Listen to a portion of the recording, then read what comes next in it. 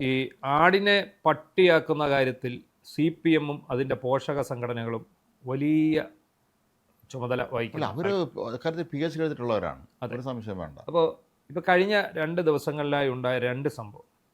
ഒന്ന്, കാസർഗോഡ് ഒരു senior clerk ആത്മഹത്യ ചെയ്തു, ആശാലത എന്ന പേരിൽ, ഒരു 42 വയസ്സുകാരി.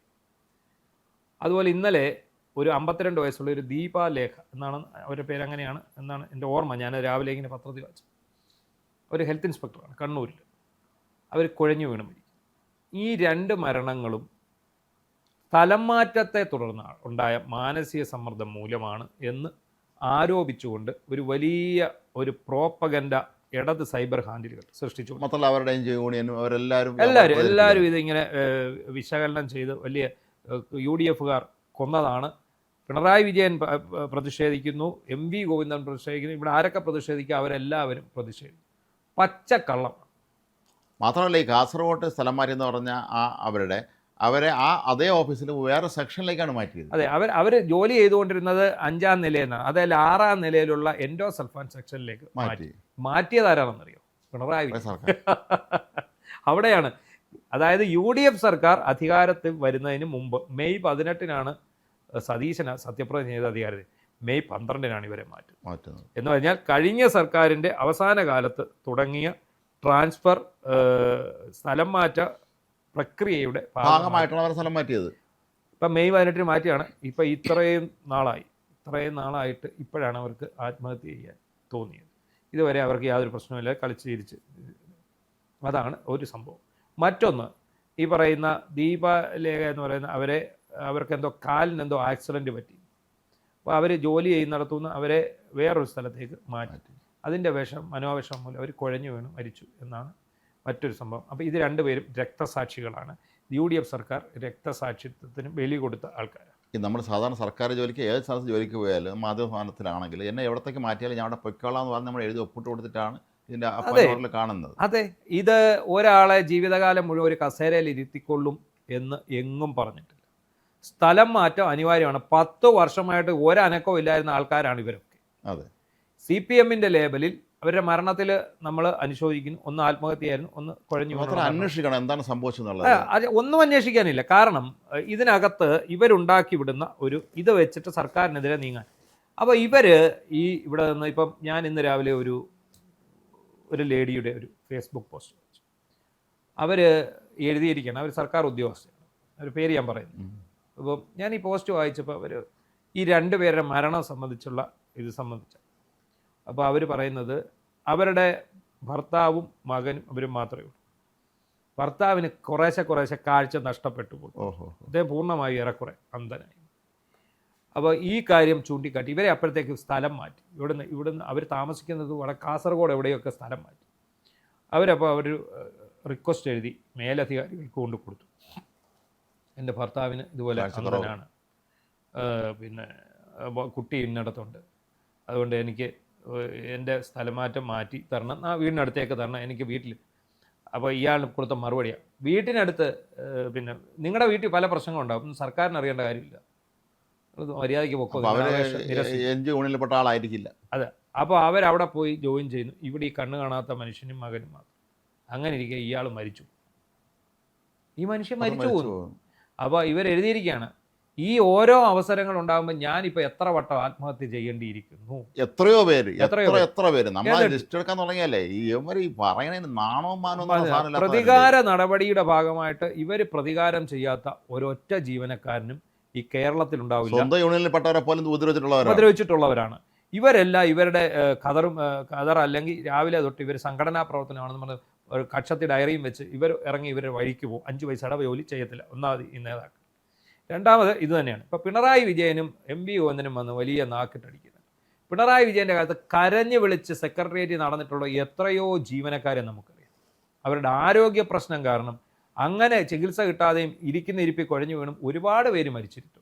അതെ, ആരും ഇത് സ്ഥലമാറ്റത്തിനുള്ള മനോവേദനയാണെന്ന് പറഞ്ഞു. മാത്രമല്ല ഈ റിപ്പോർട്ടർ പോലുള്ള ഈ മൂന്നാംകിട ചാനലുകൾ ഇത് ഏറ്റുപിടിച്ചുകൊണ്ട് സർക്കാരിനെതിരെ ഒരു ആയുധമായിട്ട് ഉപയോഗിക്കുക. നമ്മൾ കഴിഞ്ഞ ദിവസം ചൂണ്ടിക്കാണിച്ച ഒരു വിഷയമുണ്ട്. NGO യൂണിയൻകാർക്കെല്ലാം ഇപ്പം നാവ് വന്നു. പെട്ടെന്ന് അവര് സെക്രട്ടറിമാർ നടത്തിയല്ലോ അവർ അടിമച്ചങ്ങളിൽ പൊട്ടിച്ചെറിഞ്ഞു. അവർക്ക് ഇപ്പൊ DA കുടിശ്ശിക വേണം, ലീവ് സറണ്ടർ വേണം, ശമ്പള പരിഷ്കരണം വേണം. കഴിഞ്ഞ 2016 മുതൽ 2026 മെയ് വരെ ഇവർക്ക് ഒന്നും വേണ്ടായിരുന്നു. പൂർണ്ണ തൃപ്തരാണ്. അന്ന് ഇവിടെ അനധികൃതമായ സ്ഥലം മാറ്റങ്ങൾ ഒന്നും ഉണ്ടായിരുന്നില്ല. പകപോക്കിയുള്ള സ്ഥലം മാറ്റങ്ങളെല്ലാം ഒന്നും ഉണ്ടായിരുന്നില്ല. എല്ലാം നമ്മുടെ എന്താണ് പറയുന്നത്, കാരണഭൂതൻ മാവേലി നാടുന്ന വാണിടും കാലമായിരുന്നു. അങ്ങനെ ഉളുപ്പും ലജ്ജയും നിങ്ങൾക്കില്ലേ എന്നാണ് നമുക്ക് ചോദിക്കുന്നത്. ഉളുപ്പും ലജ്ജയൊന്നുമില്ല. പക്ഷേ നമ്മുടെ നാട്ടിലെ ജനങ്ങൾക്ക് ഇതെല്ലാം മനസ്സിലായിട്ടുണ്ട്. അതുകൊണ്ടാണ് അടിച്ചെറ്റി ദൂരെ ഇറങ്ങി. നിങ്ങൾ ഇനി ഭരിക്കണ്ടെന്ന് പറഞ്ഞ നാട്ടുകാർ അടിച്ചു പഠിച്ചു. പാർട്ടി ഗ്രാമങ്ങളിൽ പോലും ഈ പാർട്ടി തോറ്റു തിന്നാൻ പാടിയതിൻ്റെ കാര്യങ്ങളിലൊന്നും ഇത് തന്നെയാണ്. ഈ നട്ടാൽ കുരുക്കാത്ത നുണയാണ് നിങ്ങൾ പറഞ്ഞു കൂട്ടിയിരിക്കുന്നത്. നട്ടാൽ കുരുക്കാത്ത നുണ. അതിനെന്താണ് നമ്മൾ അതിന് പറയുക എന്ന് എനിക്ക് അറിഞ്ഞുകൂടാ. അത്ര വൃത്തികെട്ട രീതിയിലുള്ള ഒരു എന്തെങ്കിലും പറയണ്ടേ? പ്രതിപക്ഷമായി പോയില്ലേ, വേറെ വലിയ വിഷയമൊന്നും പറയാനില്ല. അതെ, പിന്നെ രാവിലെ ഇതൊക്കെ എന്ന് പറയുന്നത് വെറും എന്താ പറയുന്നത്, ബാലിശമാണ്. ഈ സ്ഥലം മാറ്റിയതിൻ്റെ പേരിൽ കുഴഞ്ഞു വീണ് മരിച്ചു, സ്ഥലം മാറ്റിയതിൻ്റെ പേരിൽ ആത്മഹത്യ ചെയ്തു. ഇതൊക്കെ നിങ്ങൾ ആരോടാണ് ഈ പറയുന്നത്? നിങ്ങൾ ആരോടാണ് ഇതൊക്കെ ഈ പറഞ്ഞുകൊണ്ടുവരുന്നത്? സ്ഥലം മാറ്റിയതിൻ്റെ പേരിൽ കുഴഞ്ഞു വീണ് മരിക്കാനായിരുന്നെങ്കിലും ആത്മഹത്യ ചെയ്യാനായിരുന്നെങ്കിലും കഴിഞ്ഞ 10 വർഷം കൊണ്ട് ഇവിടെ എത്രയോ UDF അനുകൂല സംഘടനയിൽപ്പെട്ട ജീവനക്കാർ ഇത് ചെയ്യണമായിരുന്നു അല്ലേ? എന്തിനാ NGO അസോസിയേഷൻ മാത്രമല്ല, CPM അനുകൂല യൂണിയനിൽപ്പെട്ട എത്രയോ പേരെ സ്ഥലം മാറ്റി ദ്രോഹിച്ചിട്ടുണ്ട് അവർ, നേതാക്കന്മാർക്ക് ഇഷ്ടമല്ലാത്തവർ. അതെ, ഇന്ന് വരെ സ്വന്തം നാട്ടിൽ ജോലി ചെയ്തിട്ടില്ലാത്ത എത്രയോ, കഴിഞ്ഞ 10 വർഷം മുമ്പ് ജോലിക്ക് കയറിയിട്ടുള്ള, സ്വന്തം നാട്ടിൽ ജോലി ചെയ്തിട്ടുള്ള എത്രയോ ആൾക്കാർ, പോലീസ് ഉദ്യോഗസ്ഥരടക്കം സ്ഥലം മാറ്റത്തിന് വേണ്ടി ഇപ്പോഴും ശ്രമിച്ചോണ്ടിരിക്കുക. ഇവർ വന്നിട്ടും കിട്ടില്ല. പ്രൊമോഷൻ ഇല്ലാതാക്കിയ എത്രയോ പേരാണ്, എത്ര പോലീസ് ഉദ്യോഗസ്ഥന്മാരെ, സർക്കാർ ജീവനക്കാരുടെയൊക്കെ ഉണ്ട്. പിന്നെ കശുവണ്ടി കള്ളന്മാരെ കണ്ടുപിടിച്ചതിന്റെ പേരിലാണ് ഇപ്പോഴും SP റാങ്കിൽ ഇരിക്കേണ്ട ഒരു ഉദ്യോഗസ്ഥൻ ഇപ്പോഴും DYSP ആയിട്ട്. ഇപ്പൊ UDF സർക്കാർ അധികാരത്തിൽ വന്നപ്പോഴും അദ്ദേഹത്തിന് കുപ്പായം കിട്ടിയത്. അദ്ദേഹം അമ്പലപ്പുഴ DSP P ജ്യോതികുമാർ എന്ന് പറയുന്ന ഉദ്യോഗസ്ഥൻ, കേരള പോലീസിലെ ഏറ്റവും മികച്ച അന്വേഷണ ഉദ്യോഗസ്ഥൻ, ക്രൈം അന്വേഷണത്തിൽ ഏറ്റവും വിദഗ്ധനായിട്ടുള്ള അന്വേഷണ ഉദ്യോഗസ്ഥൻ, CBI ഡെപ്യൂട്ടേഷനിൽ പോയ ആളാണ്. അത്ര നല്ല കഴിവുറ്റ ഒരു ഭരണാധികാരിയായ ഒരു ഉദ്യോഗസ്ഥനായിരുന്നു. അദ്ദേഹത്തെ 10 വർഷം, അതിനിടയ്ക്ക് എത്ര തവണ ഇവർ സസ്പെൻഡ് ചെയ്യുന്നറിയോ? എങ്ങനെ ഓടിക്കാത്ത സ്ഥലമില്ല. കാസർഗോഡും കണ്ണൂരും മൊത്തം ഓടിച്ച് അവിടെ കൊണ്ടുവന്ന് അവസാനം കോട്ടയത്തുറത്ത് കൊണ്ട് ഇരുത്തി വെച്ചു. അത്രയും ദ്രോഹം ആണ് ചെയ്തിട്ടുള്ളത്. എന്തിനേറെ നവീൻ ബാബുവിന്റെ ഉദാഹരണം നമുക്കറിയാമല്ലോ. ഒരു ADM ആയിരുന്ന മനുഷ്യനെ പെടുത്തിയ പാടെന്നാണ്. അദ്ദേഹത്തെ കൊണ്ടൊന്ന് ഇരുത്തിയിട്ട് ജില്ലാ പഞ്ചായത്ത് പ്രസിഡന്റ് കൊണ്ട് എഴുന്നള്ളി വന്ന് നടത്തിയ പ്രസംഗം നമുക്ക് ഓർമ്മയില്ലേ? അപ്പോൾ ആ ആത്മഹത്യയാണ് ഇപ്പോൾ ഇതുമായിട്ട് ബാലൻസ് ചെയ്യാനുള്ള ഒരു നീക്കമാണ്. അതായത് അന്ന് അയാൾ കൈക്കൂലി മേടിച്ചിട്ട് ആത്മഹത്യ ചെയ്തതും പോലെ അല്ല ഇത് എന്ന് പറഞ്ഞ് ഇപ്പൊ ഇതിനിടയ്ക്കൂടെ അത് വെളുപ്പിക്കാനുള്ള ഒരു ശ്രമം കൂടി ഇതിനകത്ത് നടക്കുന്നുണ്ട്. എന്തുമാത്രം അധപ്പതിച്ചിരിക്കുന്നു നിങ്ങൾ. അല്ല, അധപ്പതിക്കാനില്ല, ഒന്നുമില്ല. ഈ പ്രളയത്തിൽ കടലിൽ കാണാതെ പോയവരുടെ അവിടെ ചെന്ന് ഈ പിണറായി വിജയൻ പറഞ്ഞൊരു വാക്ക് കേട്ട് ഞാൻ ഞെട്ടിപ്പോയി. സംസ്ഥാന സർക്കാർ BJPയുടെ സഹായം തേടിയിരിക്കുന്നു, കേന്ദ്രത്തിന്റെ സഹായം തേടിയിരിക്കുന്നു ഒരാളെ. അതായത് സുരേഷ് ഗോപി ഇടപെട്ടതിന്റെ വിഷയമാണ് ഇവർക്ക്. കഴിഞ്ഞ ദിവസം ആരോ പറയുന്നുണ്ടായിരുന്നു ഇയാൾക്ക് 82 വയസ്സല്ല, അതിലും കൂടുതൽ വരുമെന്നാണ്. ശരിക്കും കൂടുതൽ പ്രായം ഉണ്ടെന്നാണ്. ഇയാൾക്ക് 86 വയസ്സ് വരുമെന്നാണ്. കിളി പോയി കാണും, പ്രായം കഴിഞ്ഞില്ലേ? അല്ല, ഈ സംസ്ഥാന സർക്കാർ പരാജയപ്പെട്ടിരിക്കുന്നു. സംസ്ഥാന സർക്കാർ BJPക്കാരന്റെ സഹായം തേടിയിരിക്കുന്നു. അയാൾ കേന്ദ്രമന്ത്രിയാണ്. അയാളുടെ നാടാണ് കൊല്ലം. അല്ല, എന്താ ഒരു കാര്യമുണ്ട്, ഇവരെല്ലാത്തിനും BJP സഹായം തേടിയവരാണ്. മോളെ കേസിനെ രക്ഷിക്കാൻ, സ്വന്തം ലാവലിംഗ് കേസിന് തല ഊരാൻ, എല്ലാ കാര്യത്തിനും കുടുംബത്തിനെ രക്ഷിക്കാനൊക്കെ BJP സഹായം തേടിയവരാണല്ലോ. അയാള് കേന്ദ്രമന്ത്രിയാണ്. ആ ഓർമ്മയിലാണ് അയാള് കേന്ദ്രമന്ത്രിയാണ്. അയാളുടെ ജൂറിസ്ഡിക്ഷനിൽ വരുന്ന സ്ഥലമാണ് ഇന്ത്യ മുഴുവൻ. അദ്ദേഹത്തിന് എന്തുകൊണ്ട് ഇടപെട്ടുകൂടാ?